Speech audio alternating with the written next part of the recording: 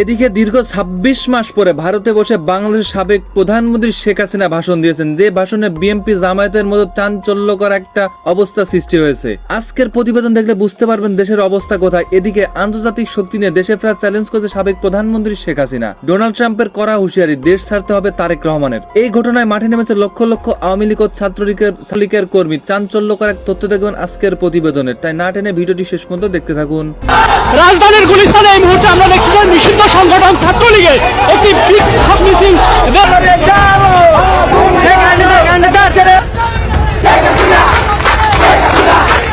জনগণের শক্তি বড় শক্তি, আর আমি জনগণের শক্তিতে বিশ্বাস করি, জনগণের উপরে আমার আস্থা।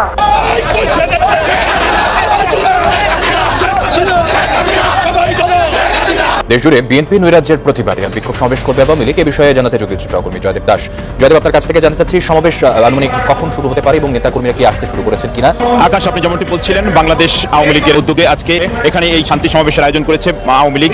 কলকাতায় আওয়ামী লীগের বিশাল সমাবেশ। ২৪ সালের ৫ অগাস্টের পর এই প্রথম ভারতের বুকে, কলকাতার মাটিতে ঘটে গেল এক নজিরবিহীন ঘটনা। নোয়াখালী সদর উপজেলার কালাদোরাব ইউনিয়নে ছাত্র দলের প্রতিবাদ মিছিলে হামলার অভিযোগ উঠেছে আওয়ামী লীগের নেতাকর্মীদের বিরুদ্ধে। দীর্ঘ ২৬ মাস পর এই প্রথম দুপুরে দিল্লি থেকে সরাসরি ভাষণ দিয়েছেন শেখ হাসিনা। ভাষণের ঠিক পরপরই রাজপথ দখল করে নিল আওয়ামী লীগ ছাত্রলীগ। কাফনের কাপড় মাথায় বেঁধে মাইকে ঘোষণা দিয়ে বিএনপি সরকারের পতনের ডাক দিয়ে ছাত্র দলকে কুকুরের মতো পিটিয়েছে আওয়ামী লীগ ছাত্রলীগ মিলে। গতকাল ঘোষণা দিয়ে মাইকে ঘোষণা দিয়ে ছাত্রলীগ ছাত্রদলকে নোয়াখালীতে মাইকে ঘোষণা দিয়ে পিটিয়েছে, সেটাকে উদযাপন করতে দেখা গিয়েছে বসুন্ধরা এক্সপ্রেস মিডিয়াকে। আলহামদুলিল্লাহ, আলহামদুলিল্লাহ, আলহামদুলিল্লাহ। মাইকিং করে মাথায় কাপনের কাপড় পরে এরপরে এসে ছাত্র দল এবং শ্রমিক দলের সন্ত্রাসীদের বাটাম দিয়ে প্রায় ডজন খানিকরে হাসপাতালে পাঠাইছে। আসসালামু আলাইকুম দর্শক, জানিয়ে দিব এই মাত্র পাওয়া সর্বশেষ গুরুত্বপূর্ণ আপডেট সংবাদ। দর্শক, এত সময় শুনছিলেন সংবাদ শিরোনাম, এবার থাকছে বিস্তারিত।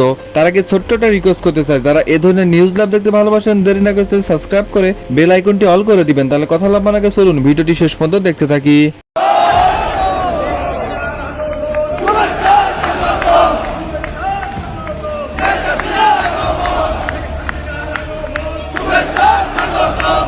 আওয়ামী লীগকে নিষিদ্ধ করা হয়, আওয়ামী লীগকে নির্বাচন করতে দেবে না, আর তারা নির্বাচনের নামে প্রহসন। নির্বাচনটা কি হচ্ছে এখানে? কিসের নির্বাচন? নির্বাচনের রেজাল্ট তো বোধহয় এখনই ঘোষণা হয়ে গেছে, এই ২৫ দিন আগেই শেষ। আমাদের উপর অপরাধ দিত যে দিনের ভোট রাতে, আর এরা দিনের ভোট রাত লাগে না, এরা নির্বাচন আগেই তাদের ভোট আর তাদের রেজাল্ট আউট। ভাব করার জন্য এখনই সব ক্ষমতায় চলে গেছে, এই হলো তাদের অবস্থা। অবৈধভাবে ক্ষমতা দখল করে মেটিকুলাস ডিজাইনের মাধ্যমে সেই কি মাস্টার মাইন্ড দ্বারা আন্দোলন সংগঠিত করা, এটা তো ডক্টর ইউনূস নিজের মুখেই বলেছে। আর সেখানে এই ক্ষমতা দখল করতে পেরে খুব গর্বিত, লজ্জা হওয়া উচিত তার। একটা জনগণের নির্বাচিত প্রতিনিধিত্বশীল সরকারকে হটিয়ে সংবিধান লঙ্ঘন করে অবৈধভাবে ক্ষমতা দখল করে গর্বের কি আছে? এটা তো ডাকাতি করা। এতদিন ইলিগাল ছিল, এখন ইলেকশনের নামে একটা প্রহসন করে জনগণের ভোটটা চুরি করে সেটা দিয়ে দেখাবে এখন তারা খুব লিগাল হয়ে গেছে। কিন্তু সাধারণ মানুষ সেখানে কি পাবে? আজকে যদি ভোট দিতে চায়, সেখান থেকে ভোট দেওয়ার পরে যে তাদেরকে মব সন্ত্রাস করে মেরে ফেলা হবে না বা নির্যাতন করা হবে না, তার কোনো গ্যারান্টি আছে? এরা তো সবই পারে, যত্র তত্র যেখানে সেখানে আগুন দিয়ে জ্বালানো, পোড়ানো, বোমে হামলা, এটাই তো তাদের চরিত্র। আওয়ামী লীগ মুক্তিযোদ্ধাদের নির্বিচারে হত্যা করা হচ্ছে, আহত করা হচ্ছে, ঘর বাড়ি, ব্যবসা প্রতিষ্ঠান, হাঁস মুরগি গরু মাছের খামার সবই লুটপাট, সবই ধ্বংস করে দিচ্ছে। প্রতি পদে পদে মানবাধিকার লঙ্ঘন করে যাচ্ছে। এই অবস্থা তো একটা দেশ চলতে পারে না। আমাদের অপরাধটা কি? দেশ স্বাধীন করা? তাই দেশকে অর্থনৈতিকভাবে উন্নতি করেছি।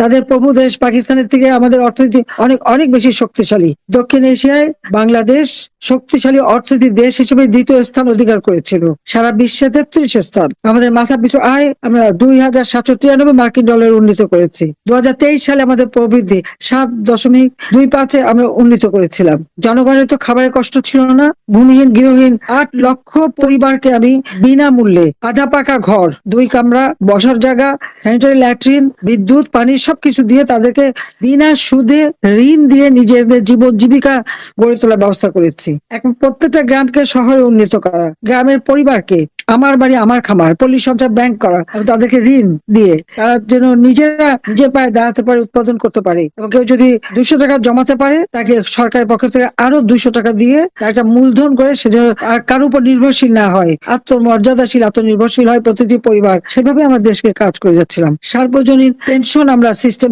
চালু করেছিলাম। এই সার্বজনীন পেনশনে একেবারে দিন মজুর থেকে শুরু করে উচ্চ বিত্তরা প্রত্যেকের জন্য 4টা ধাপে আমরা এই পেনশনের ব্যবস্থা করে দিয়েছিলাম, যে কোনো মানুষ যেন আর ওই ভাতা বা কোনো কিছুর উপর নির্ভরশীল হতে না পারে, তাদের জীবন মান যেন উন্নত হয়। সারা বিশ্বে বাংলাদেশের উন্নয়নের রোল মডেল ছিল। আজকে এই বাংলাদেশটাকে সম্পূর্ণভাবে ধ্বংস করে দিয়েছে। এটাই হচ্ছে সব থেকে দুঃখের বিষয়, এটাই হচ্ছে সব থেকে কষ্টের বিষয়। আজকে মানে আমি আর কি বলবো, যে এইভাবে আমাদের দেশটাকে ধ্বংস করে দিল। কাজে এই জল্লাদের হাত থেকে দেশটাকে রক্ষা করার জন্য সকলকে আমি আহ্বান জানাচ্ছি যে ঐক্যবদ্ধ হতে হবে, সবাইকে এক হয়ে নামতে হবে, জনগণের পাশে দাঁড়াতে হবে। প্রত্যেকটা মানুষকে আপনার এলাকায় কি কি উন্নতি করেছি সেই বিষয়টা যেমন বলতে হবে, পাশাপাশি আবার আমরা ভবিষ্যতে দেশকে আরো উন্নত করতে চাই। এই অন্ধকার যুগ কেটে আলো ফিরে আসুক। বিসমিল্লাহির রহমানির রহিম। আজকে আমরা কিশোরগঞ্জ 5 নিকলি এবং বাজিতপুর এই আসনে আলোচনা করলাম। প্রত্যেকটা মানুষের উপর যে অকথ্য অত্যাচার নির্যাতন চলছে তা ভাষায় বর্ণনা করা যায় না।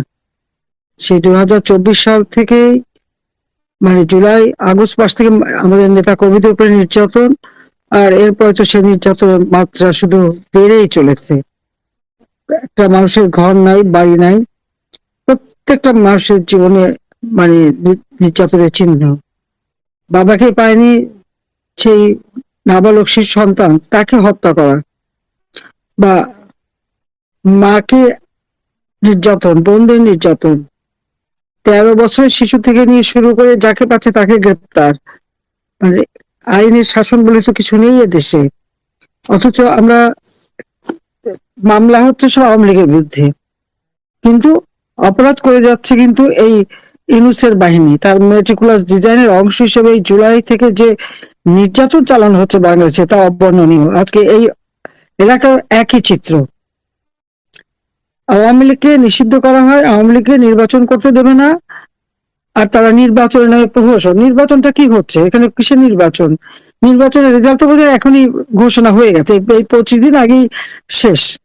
আমাদের উপর অপরাধ দিত যে দিনের ভোট রাতে, আর ওরা দিনের ভোট রাত লাগে না, এরা নির্বাচন আগেই তাদের ভোট আর তাদের রেজাল্ট আউট ভাব করার জন্য এখনই সব ক্ষমতায় চলে যাচ্ছে। এই হলো তাদের অবস্থা।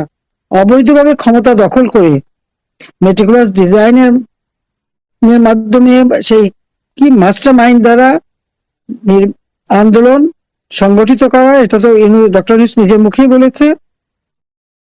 আর সেখানে এই ক্ষমতা দখল করতে পেরে খুব গর্বিত, লজ্জা হওয়া উচিত তার।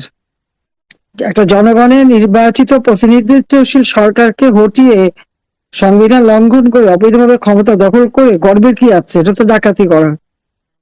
আজকে নিকলি প্রিয় দেশবাসী, আপনার ভিডিওটি শুরু থেকে শেষ থামাদি যে যেখান থেকে দেখছেন আপনাদের সকলকে জানাই অসংখ্য ধন্যবাদ। যদি ভিডিওটি ভালো লেগে থাকে অবশ্যই শেয়ার করে দিবেন। তাহলে সুস্থ থাকবেন, ভালো থাকবেন। দেখা হবে পরবর্তী কোন নিউজে। আসসালামু আলাইকুম।